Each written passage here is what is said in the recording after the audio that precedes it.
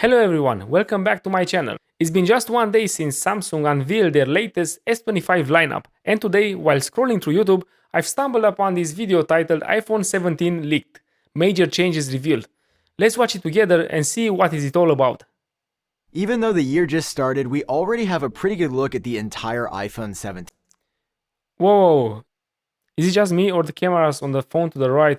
It's just a mix between Samsung and Google Pixel? Including the all-new ultra-slim iPhone 17 Air, as well as the revamped Pro models with a new design. So the ultra slim iPhone Air, that's interesting. That one is interesting. But if we scroll a bit to the left, this looks like Samsung camera layout horizontally put on the Google Pixel visor. But aside from the way that these phones look, what else is Apple changing? Why would you actually want to buy these? Not just because they look different, but because of the features Apple's been working on. Well, there's quite Or because you want the new iPhone. a lot. Today, I want to show you the 7 big changes Apple is making across the iPhone 17 lineup because, well, So it's a leak, but we already have 7 changes. Okay. some of these things are just cool. Others are features we have been waiting for years, and I can't believe they are finally happening now. Starting off I have to say those are some very cool renders. first at number 1, Apple is finally adding 120Hz ProMotion displays to every iPhone 17 across. Finally, it's like 2025, like my 4-year-old One Plus has 120 hertz refresh rate. Like, yeah, why would you buy something else than a phone with 120 hertz refresh rate, especially at this price point? Across their lineup. In fact, if there's one rumor we've heard about the iPhone 17 more than anything else, it is this, that Apple is finally eliminating 60Hz displays from their flagship iPhones. And whether you're spending $800 or $1,300, you're going to get their smooth screen tech on every model. I mean, honestly, I don't have much more to add here other than Apple was chronically late to adding this to their more Yeah, Apple was late to this, but thumbs up for this. Better late than never, I guess. affordable models, and it's just a situation where I'm glad it is finally here after we waited so long to see it. Although Way too long. We waited way too long. I'm not an Apple fan, but the guys who are buying Apple devices, they waited a lot to get a higher refresh rate. Things that Android users got like way back in the days. the second big change for the iPhone 17 generation, I think, will really define this year for the iPhone, and that is Apple introducing a new model for the first time since 2022, when Apple got rid of the Mini and they replaced it with the Plus size. Here's the thing with the plus-sized iPhone though, it just hasn't sold that well, and when you account for all iPhone sales, models, and SKUs globally, it's only about 10 to 15% of all the models, which is not an even distribution that Apple would want to see. So in the background, they've been working on something else, a completely new idea, a new type of iPhone that they've never tried before, and something that they think will sell better than the Plus. And that, according to rumors, is the iPhone 17 Air. It's set to be a design-first phone built from the ground up and unlike any iPhone before it. Rumors are now saying it's going to be about 5.5 millimeters thick, which for context, here's a look at how thick the iPhone Air will be next. Did they, haven't they done this before? I have to take a look, but how slim was the iPhone 6? You know that iPhone 6, the big one that had an issue, like bending? I think they did this before and it was bending. Hopefully this time the improvement will be that it's not bending. So yeah, if it's not bending, they can say that they did something they never did before. But if it still has that issue, they already did it, like in 2014 or 15, if I remember correctly. To a current Pro model. But even in showing this comparison and quoting the exact thickness, I don't think people realize how ridiculous this phone is going to look. In your hand, it's going to feel closer to a piece of paper than a phone. Yeah, paper is a bit less thick than a phone, so that comparison is a bit too far-fetched, but I guess it will look nice. And initially, we thought this meant that the iPhone 17 Air would become Apple's new ultra premium, most expensive model, starting at $1,500 or more. Well, $1,500. That's a bit much. That was the initial rumors, but since then we've heard something different. According to new reports, the iPhone 17 Air is expected to start at the same $899 price point. Yeah. Now you're talking like that. This is a fair price, but like 50.99. That yeah, no. Of the previous Plus model. So Apple's essentially just swapping them in the lineup and trying something new for the same price. Which, when you zoom out and look at the full picture of this phone, makes a lot of sense. It only has a single camera on the back. It's so thin it'll likely have the worst battery life, and on the inside it has the regular A19 chip instead of the A19 Pro. Not to mention, probably the biggest controversy with this phone is going to be the fact that it does not have a physical SIM tray, which leads us into the third big change on the iPhone 17. As rumors say that in more markets than ever, Apple is planning to eliminate the physical SIM tray and replace it with their electronic-only SIM technology. In my opinion, eSIMs should be a thing all over the world. It's not really a thing in Europe. I'm not sure exactly how carriers in Europe will react to this one, because they will have to implement their eSIM. Me myself, I'm using an eSIM whenever I travel, and it's awesome. Like, I don't see why you'd ever need to have a physical SIM ever again. But the carriers have to comply, and they have to update their way of providing SIMs if the iPhone will be released without a SIM tray in Europe. Essentially, we're hearing that Apple, to achieve this design, just could not include a physical SIM tray at all on the iPhone 17 Air, and even on phones that are thicker, they're just removing it for the sake of putting less physical parts on the iPhone and freeing up And for the sake of saving some money, of course. more space internally. Which, if you live in the US like me, is something we've had for a while. We're super used to it, but it is not something as readily available in a lot of other countries, especially places like China or in many parts of Europe. To be fair, I've always had a great Yeah, like I said, I'm not really sure how carriers in Europe will feel about this, but I'm embracing eSIM. I really like eSIM.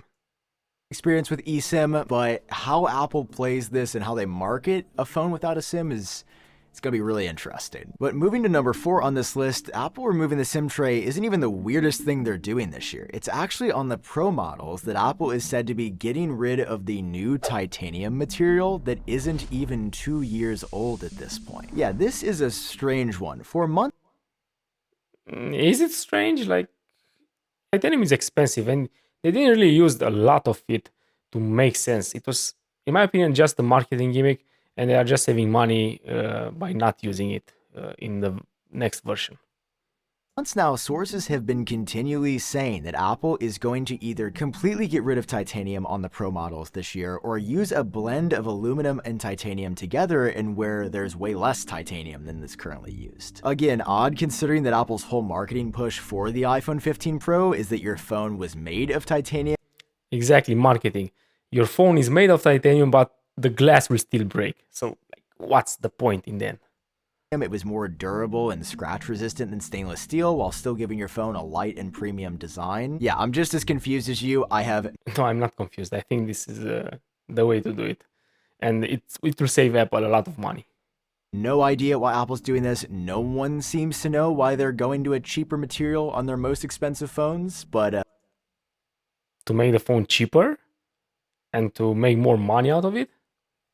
Duh. that is just what we are hearing, and it's a strange change to say the least. Perhaps it leads into the 5th change on the iPhone 17s this year, which is that the back of the Pro iPhones has a completely different look than prior. Rather than the entire back being made out of glass as it has been since 2019, Apple's switching it to a half aluminum, half glass design, where the upper part of the phone containing the new horizontal cameras will be aluminum, and the bottom part is glass for wireless charging. But Apple's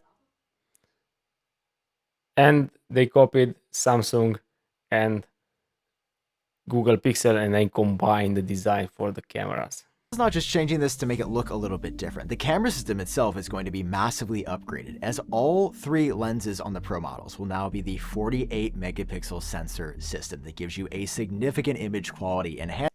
Yeah, this is a thing that I like, actually. I like cameras, so having better cameras on the phone, thumbs up for that. Enhancement over the standard 12 megapixels Apple has offered. They first started the rollout with the wide camera in 2022, then they added it to the ultra wide in 2024, and now in 2025, the telephoto will have this too. So your 5x shots are going to look even better now. And in addition, the iPhone 17 Pro could also support a variable aperture for the first time, at least according to one report. That's interesting. That's nice. From what I remember, Samsung had that once. I'm not sure if they still have it or not, but the variable aperture, I can see it being useful. This would mark a major camera improvement on the iPhone, as it would allow you to create a natural depth of field between the background and your subject, giving you this really cool bokeh effect of blur that you traditionally only see on expensive DSLRs. To be clear, this is not 100% confirmed on the iPhone 17 Pro, but it does seem likely. Okay, so it's not 100% confirmed.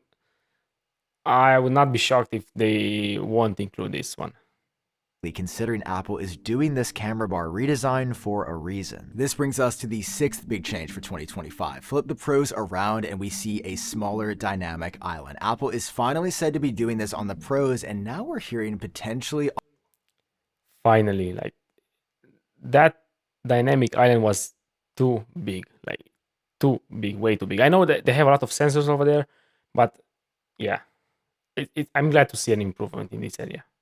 On that Air model as well. Now, to be fair, it is not confirmed to be happening on the Air, but at least on both the iPhone 17 Pro and the iPhone 17 Pro Max, Apple is going to shrink it down, maybe centering the camera and changing the way Dynamic Island works a bit. As for the first time, a new meta lens technology would allow Apple to place the Face ID sensor array actually under the display itself. Okay, so yeah, as I've been saying, they have a lot of sensors in there, and they needed the dynamic island to feed them all. But it seems that if these rumors are true, they found a way to put some sensors under the display. Nice. Which would free up room to make the island smaller. That being said, even though Apple's not adding the smaller dynamic island on the base iPhone 17, Apple is increasing the resolution of the front-facing camera on all models from 12 to 24 megapixels. So front-facing photos and videos are going to essentially look twice as good as they do. Yeah, if you're just doubling the megapixels, it doesn't mean that the photos will look twice as good. Yeah, there will be like they will have twice the resolution, but that's it. And that's if they don't downscale it to 12 megapixels like they usually do. Usually sensors that have the same size but twice the amount of pixels, in some cases have a worse low light capability. Let's see. Currently. Okay, this brings us to the 7th big change Apple's planning for the iPhone 17, and I think it's probably the most underrated of the entire bunch. It's Apple putting more Apple design components into the iPhone than ever before. Like currently, Apple already does this with their own chips. The A-series processors in the iPhone are designed by Apple for the iPhone specifically, giving them a huge lead industry-wide on performance and efficiency. It's why every year, for as long as I can remember now, the iPhone is the fastest phone you can buy, because they're not relying on a third party to come up with their specs. They're just doing it themselves. So why has Apple never done this with other parts of the iPhone? See, this year that's all changing. On the iPhone 17 Air, it's going to be Apple's first flagship phone with an Apple-designed 5G modem made in-house with good performance and really good efficiency, increasing battery life. And on the iPhone 17 Pros, Apple's going to debut their in-house Wi-Fi and Bluetooth chip. So the efficiency of Apple's silicon is going to come to one of the most power-intensive parts of the phone, the Wi-Fi or the cellular modem. Basically, what I'm trying to say is that initially the performance of Apple stuff is going to be the same or like slightly less than everybody else. But in 4 or 5 years from now, that's the real story. Apple's modems in their phones are going to be the best in the world. Apple's Wi-Fi Bluetooth chip is going to be the best in the world for efficiency. Frankly, it's genius. They're just taking the Apple Silicon playbook and slowly applying it to every other part of the iPhone. Yeah, exactly. And I think this is why they didn't do that from the beginning with all of the components. It's kind of hard to scale. Like they started with the system on the chip, and now they are proceeding further down the line until everything is made by them. so they have control on the entire ecosystem from start to finish. iPhone, which is going to be better for investors as profit margins will go up. It's better for users that the experience will be better. And of course, for Apple to have more control. There is nothing they like more than controlling every Exactly, they want control and they want to have a close ecosystem so they can keep you inside it.